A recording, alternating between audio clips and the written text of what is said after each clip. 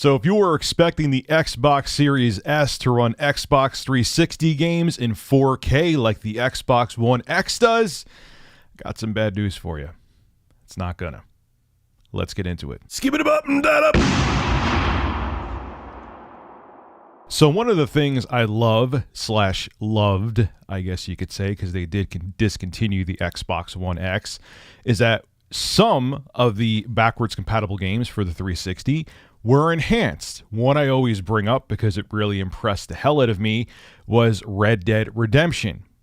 They made it actually run in native 4K on the Xbox One X, and it looked like a current gen game, or pretty damn close to it. It was really impressive. And they made Half-Life 2 or the Orange Box run in native 4K. I believe Left 4 Dead 2 ran in native 4K on the Xbox One X. It was really, really impressive. Now, you would think with the Series S being the budget next-gen console from Microsoft that those backwards compatible titles for the Xbox 360 would also run at 4K. Yeah, I know it's a 1440p box, and that's what they're aiming it towards, 1440p, 120 FPS. It's even going to have ray tracing and all those niceties, the Series S. But backwards compatible games are not going to have the same Xbox One X enhancements on the Series S.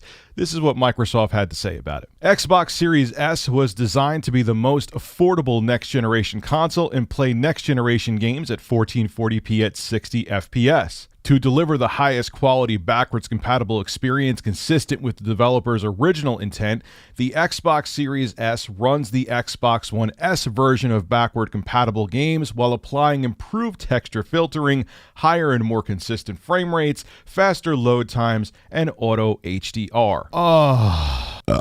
So it's not going to run them as good as the Xbox One X would, is what they're saying in a corporate way. Now, keep in mind what's interesting too is that the Xbox, this is why Microsoft discontinued the Xbox One X quick, because it would confuse people. The Series S in different ways is much more powerful than the One X, but the One X can do things like play backwards compatible games at native 4K, and the Series S can't.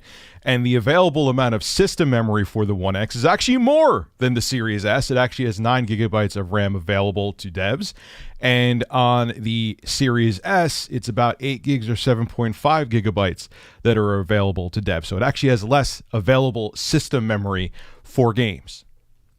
It's kind of weird. The whole Series S thing is weird, and this kind of sucks to a degree. I thought it would still have the power to run backwards compatible games at 4K.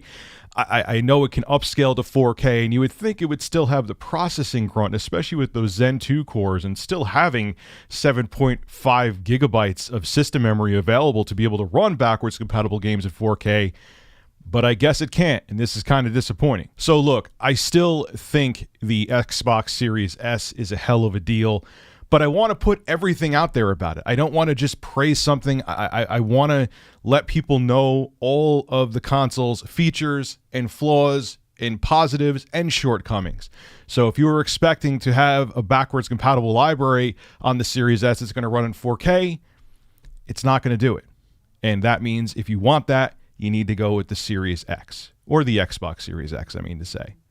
This is Rich of Review Tech USA signing out. Have a good one.